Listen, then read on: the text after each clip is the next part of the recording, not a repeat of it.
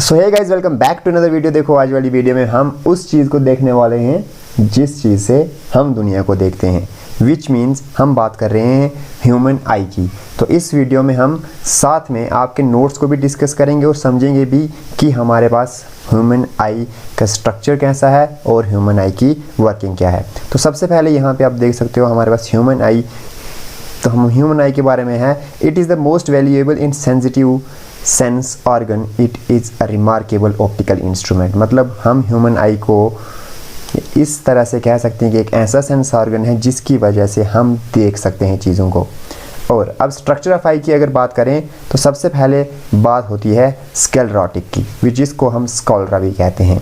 तो यहाँ से आप देख सकते हो sclerotic is nothing else but white of eye. और अगर मैं आपको इस डायग्राम में दिखाने की कोशिश करूँ तो यहाँ पे आप देख सकते हो दिस वाइट पोर्शन, इसी को हम स्क्लेरोटिक कहते हैं।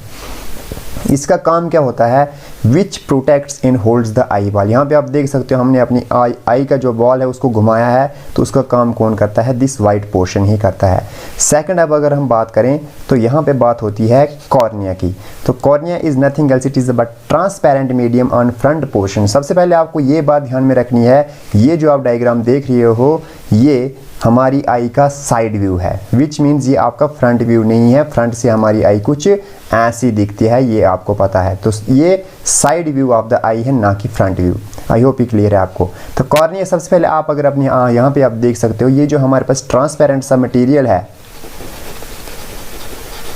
लिक्विड शेप में जो आपके पास ये ट्रांसपेरेंट सा लिक्विड रहता है आपके आई बॉल के सामने, उसी को हम कॉर्निया कहते हैं। और यहाँ पे अगर हम बात करें तो यहाँ पे आप देख सकते हो दिस इज़ कॉर्निया, जो ट्रांसपेरेंट रहता है। आप अगर अपनी आँख के सामने टच करोगे तो आप फील करोगे कि हाँ, वहाँ पे एक फ्लूइड सा रहता है, एक मेम्ब्रेन रहती है जो बिल्कुल ही ट्रांसपेरेंट रहती है। थर्ड बात करेंगे अब यहाँ पे आइरिस एंड पीपल क्या है। तो आइरिस और पीपल के हम समझ सकते हैं, इस डायग्राम में समझते हैं। ये सबसे पहले आपके पास वाइट पोर्शन जो है जो स्क्लेरोटिक है। सेकंड हमने बात की कॉर्निया जो एक ट्रांसपेरेंट मटेरियल है। थर्ड अब बात करते हैं आइरिस की। तो आइरिस कुछ नहीं है, अगर आप इस वीडियो में देखें तो आइरिस जो होता है हमारे पास ओपेक सर्कुलर डायफ्राम होता है, having a small hole at centre. तो आप देख सकते हो ये कुछ इस तरह से अगर हमारी ह्यूमन आई है, बीच में एक छोटा सा होल है, इस होल को हम क्या कहते हैं, this hole is known as, हम सभी को पता है this hole is known as pupil. जबकि ये बाहर वाला पोर्शन जो आप देख सकते हो ये कलर डायफ्राम जो होता है, ये आपने कुछ लोगों में देखा होगा ये ब्लैक होता है, जबकि कुछ लोगों में ये ब्राउन होता है और कुछ लोगों में ये ब्लू कलर का होता है, आपने नोटिस किया होगा। तो वो जो कलर्ड पार्ट रहता है हमारी आई का, that part is known as iris.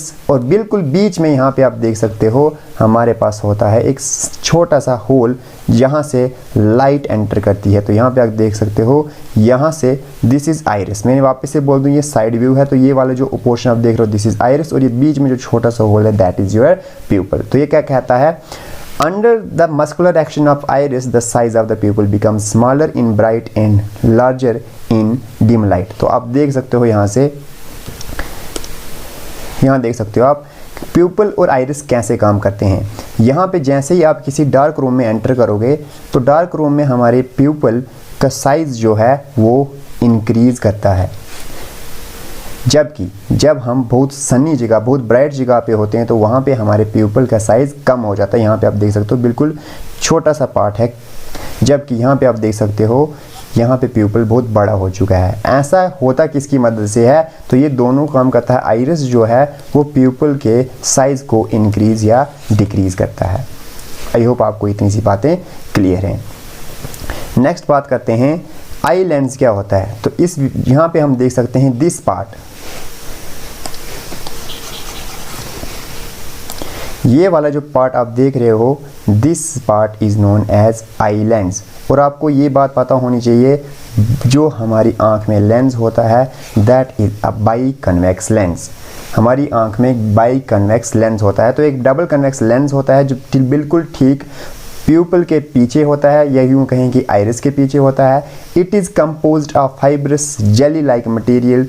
The lens is held in position by suspensory ligaments and connected to sclerotic by ciliary muscles। अब ये लेंस को अगर यहाँ पे हमने बीच में होल्ड करके रखना है तो उसको होल्ड करके रखते हैं ये ciliary muscles, दिस मसल्स। ठीक है, नेक्स्ट बात करते हैं रेटिना। तो retina is nothing else but, अब वापस से इस डायग्राम से समझते हैं हम रेटिना क्या है। तो हमारे पास यहाँ पे बिल्कुल ठीक इस जगह पे आप देख सकते हो, ये जो पोर्शन है इस पोर्शन को कहा जाता है रेटिना। और रेटिना पे आपको पता है फाइनल इमेज बनती है ऑब्जेक्ट की, final image of the object is formed at retina. इतनी सी बातें आपको क्लियर होनी चाहिए। It is a delegate member of nerve fibres on inner side है, जो आपने अभी डायग्राम में देखा है, बिल्कुल आंख के अंदर वाली साइड में जो होती है, जहाँ पे हमारे पास किसके पास क्या क्या होते हैं, रॉड्स एंड कोन्स होते हैं। तो ज़रा इन रॉड्स और कोन्स को समझते हैं, रॉड्स और कोन्स का हमारी ह्यूमन आई में क्या काम है। तो सबसे पहले rods are sensitive to intensity of light, मतलब कम या ज़्यादा होना लाइट का, that is done by rods. जबकि cones are sensitive to colours, मतलब हमारे जब कभी भी इमेज बनेगी तो वो ब्राइट या डार्क बनेगी, दैट डिपेंड्स अपॉन रॉड्स। जबकि उसका जो कलर होगा वो डिपेंड करता है कोन्स पे। ये दोनों कहाँ पे प्रेजेंट होते हैं, इन रेटिना। ठीक है, उसके बाद बात करते हैं दो important points, blind spot and yellow spot. तो वापस से इस डायग्राम में अगर हम समझने की कोशिश करें तो यहाँ पे आप देख सकते हो, this point is known as yellow spot. ठीक रेटिना पे एक जगह होती है जिस जगह पे हम कहते हैं ये येलो स्पॉट होता है, जबकि यहाँ बीच में बिल्कुल यहाँ पे हमारे पास एक स्पॉट है जिसको हमने ब्लाइंड स्पॉट कहा है।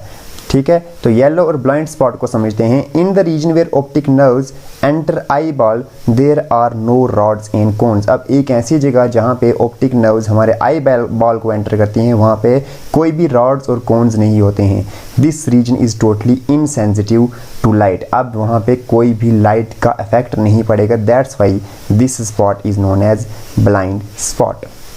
Yellow spot has maximum concentration of light sensitive cells. It is situated at center of retina. जबकि येलो स्पॉट हमारे पास बिल्कुल ठीक में होता है रेटिना के, तो आप देख सकते हो येलो स्पॉट यहाँ पे होता है। जबकि ऑप्टिक नर्व्स यहाँ से जब कनेक्टेड होती हैं तो बिल्कुल ठीक बीच में एक जगह होती है जहाँ पे रॉड्स और कोन्स बिल्कुल एब्सेंट होते हैं, तो लाइट की इंटेंसिटी का कोई भी फर्क नहीं पड़ता है। दैट्स वाई दिस, ये जो बीच वाला पॉइंट है, this point is known as blind spot.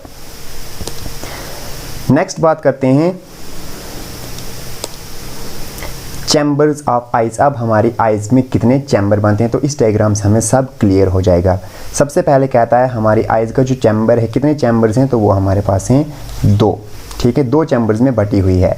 सबसे पहले बात करें तो एंटीरियर चैम्बर जो होता है हमारे पास, सामने वाला जो चैम्बर है वो होता है कॉर्निया और लेंस के बीच, यहाँ से लेकर this point two this point, ये बीच वाली जो जगह है ये फर्स्ट चैम्बर कंस्टिट्यूट करता है, और इसको हम कहते हैं एंटीरियर चैम्बर, जहाँ पे एक साल्टी फ्लूइड प्रेजेंट होता है जिसको हम एक्वस ह्यूमर कहते हैं। यहाँ से आप देख सकते हैं having refractive index this.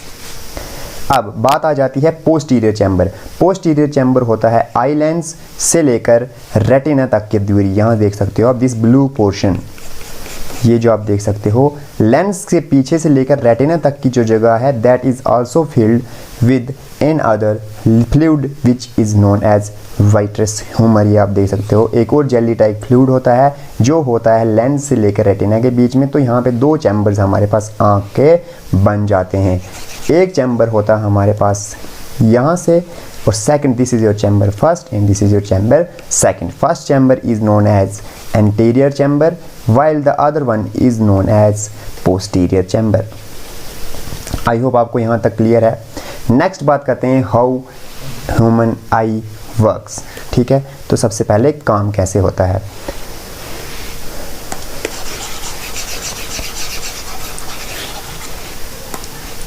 The transparent structure like cornea, aqueous humor, eye lens, vitreous humour together constitute a single converging lens. ये जो कन्वेक्स लेंस है ये एक सिंपल हमारे पास एक कन्वर्जिंग लेंस बनाता है। This portion as the rays from an object enter our eyes, they suffer refraction on passing through these and get converged.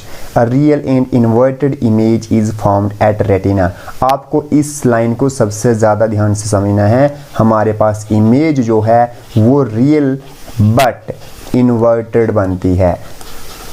इसका मतलब फिर तो हमें अगर ये सिंबल था तो उस हिसाब से हमें ऐसे करके दिखना चाहिए था, जो आपको पता है इन्वर्टेड इमेज कैसी होती है। बट यहाँ पे जो लाइट सेंसिटिव सेल्स होते हैं वो एक्टिवेट हो जाते हैं कहाँ पे, और वो सिग्नल भेजते हैं किसको, ब्रेन को। कहाँ से, रेटिना से हमारे पास अब सिग्नल्स ट्रांसमिट होना शुरू हो जाते हैं वहाँ पे, थ्रू किसके, दीज ऑप्टिक नर्व्स। यहाँ पे आप देख सकते हो रेटिना से इन ऑप्टिक नर्व्स के थ्रू हमारे पास सिग्नल जो होता है वो कहाँ चला जाता है, टू द ह्यूमन ब्रेन। और ब्रेन जो है यहाँ पे आप देख सकते हो, ब्रेन फाइनली प्रोड्यूसेस कौन सी image, brain finally produces a real and erect image. तो आपके पास अगर ए बी है तो उसकी एग्जैक्ट ए बी ही इमेज बनेगी। तो सबसे पहला काम आपको ये याद रखना है, एक नंबर का क्वेश्चन बार बार आता है एग्जाम में, हमारे पास रेटिना कैसी इमेज बनाता है, तो रेटिना हमारे पास इमेज बनाता है रियल बट इन्वर्टेड, जबकि वो इमेज इरेक्ट कौन बनाता है, that is done by the human brain. यहाँ तक क्लियर है। नेक्स्ट बात करते हैं एकोमोडेटिंग पावर और एकोमोडेशन ऑफ आई। अब हमने कहा था कि अगर हम किसी डार्क जगह में एंटर करेंगे तो हमारे पास प्यूपल का साइज़ इंक्रीज करता है, जबकि अगर हम किसी ब्राइट जगह पे जाएंगे जहाँ पे धूप बहुत ज़्यादा है तो प्यूपल का साइज़ डिक्रीज़ करता है। सिमिलरली किसी भी आइलैंड्स की एबिलिटी कि वो हमारे पास वहाँ पे इसका कर्वेचर या हम यूँ कहें फोकल लेंथ को चेंज करता है। अब ध्यान से समझना इस बात को, this is your convex lens, यहाँ से रेज ऑफ लाइट आई, एक पॉइंट पे जाके वो रेज ऑफ लाइट मिल जाती हैं and that point is known as focus, और यहाँ से जो ये दूरी होगी that will be your focal length. ठीक है यहाँ तक। अब अगर आपके पास इमेज यहाँ पे ये मोटा लेंस है तो ये लेंस आपको पता है ये एडजस्ट कर सकता है, मतलब ये लेंस थिक और थिन के बीच में ट्रांजिस्ट कर सकता है। मतलब अभी ये लेंस मोटा है तो ये लेंस अपने आप को एडजस्ट करके ऐसा भी कर सकता है। तो वही हमने लिखा है, it is the ability of eye lens by which it can change its curvature or focal length so that images of objects at various distances can be formed on same retina। तो कभी भी हमारे पास image retina से आगे पीछे नहीं बनती। हालांकि इसके बाद का जो टॉपिक है that is defects of vision, हम पढ़ते हैं कि जब हमारे पास रेटिना से पहले या रेटिना के पीछे इमेज बने, बट एक्चुअल में for a normal human I, normal human आई में हमेशा जो इमेज बनेगी चाहे ऑब्जेक्ट जहाँ पे भी होगा वो इमेज ऑफ द ऑब्जेक्ट वो हमेशा रेटिना पे ही बनेगी एग्जैक्ट। किसकी मदद से, due to the ability of eye lens to change. Eye lens का चेंज होना हमें हेल्प करता है कि हमारे पास इमेज हमेशा रेटिना पे ही बनेगी। ठीक है। This property the focal length of eye lens is automatically change with the help of ciliary muscles. और यहाँ पे हमने अभी जो स्टार्टिंग में ही पढ़ा था, यहाँ पे आप देख सकते हो हमने कहा था कि ये जो लेंस है इसको कौन एडजस्ट करके रखता है, ये हमारे पास सीलियरी मसल्स थे। तो ये मसल्स इस लेंस के साइज़ को चेंज करते हैं, कभी मोटा कभी पतला, बिल्कुल उसी हिसाब से जिस हिसाब से हमारे पास इमेज बनेगी। तो दैट्स वाई हमने कहा this is nothing else but accommodating power of eye. तो हमारे पास आई लेंस की फोकल लेंथ ऑटोमेटिकली चेंज हो जाती है कि हमारे पास ऑब्जेक्ट कहाँ पे है। Hence for both far off objects and nearby objects image is found on same retina. तो हमारे पास इमेज हमेशा रेटिना पे ही बनेगी, चाहे ऑब्जेक्ट दूर हो या नज़दीक हो। किसकी मदद से, ये एकोमोडेटिंग पावर होती है जो हमारे लेंस की, जिसको कौन होल्ड करके रखता है, सीलियरी मसल्स। आई होप आपको इतनी बातें क्लियर हैं। अब नेक्स्ट बात करता है range of normal vision. Normal vision की रेंज क्या है। ठीक है, तो सबसे पहले इसको एक बार रीड करते हैं। A normal I can see object situated anywhere between infinity, मतलब इन्फिनिटी से लेकर 25 सेंटीमीटर तक का जो दूरी है, इस डिस्टेंस में कोई भी ऑब्जेक्ट जो लाई करेगा नॉर्मल आई उसको देख सकती है। जैसे ही डिस्टेंस हो जाएगा लेस देन 25 सेंटीमीटर तो हमारे पास जो सीलियरी मसल्स हैं वो अब इतने चौड़े नहीं हो पाते हैं, अब वो और ज़्यादा नहीं खुल सकते हैं। ये मैक्सिमम बल्ज हो चुका है। अब 25 सेंटीमीटर से आगे अगर आपने ऑब्जेक्ट को रखा, अब ये और ज़्यादा बल्ज नहीं कर सकते। मतलब जैसे ही ऑब्जेक्ट 25 सेंटीमीटर से नज़दीक आ जाएगा अब वो उस पर फोकस नहीं कर पाएगा। अगर वहाँ पे ऑब्जेक्ट फोकस नहीं हो पाएगा तो इसलिए हमें ऑब्जेक्ट ब्लर दिखता है। सो जो रेंज है नॉर्मल विजन की वो है हमारे पास 25 सेंटीमीटर से लेकर इन्फिनिटी तक, ठीक है। तो वो पूरी दूरी इन्फिनिटी से लेकर 25 सेंटीमीटर तक, मतलब दिस इज़, अगर हमारे पास ये ह्यूमन आई है तो ह्यूमन आई के कॉरस्पॉन्डिंगली बिल्कुल ठीक 25 सेंटीमीटर के बाद से लेकर इन्फिनिटी तक की सारी दूरी को हम कहते हैं रेंज ऑफ नॉर्मल विजन। इस विजन में इंसान को क्लियर दिखता है, जबकि 25 सेंटीमीटर से जैसे ही हमारे पास डिस्टेंस कम हो जाता है तो भी हमें चीज़ें ब्लर दिखने शुरू हो जाती हैं। This is all about human I. I hope आपको वीडियो अच्छी लगी होगी। अगर वीडियो अच्छी लगी तो प्लीज़ वीडियो को लाइक कर देना, चैनल को भी सब्सक्राइब कर देना। मिलते हैं ऐसी इंटरेस्टिंग वीडियो के साथ, तब तक के लिए टाटा बाय बाय।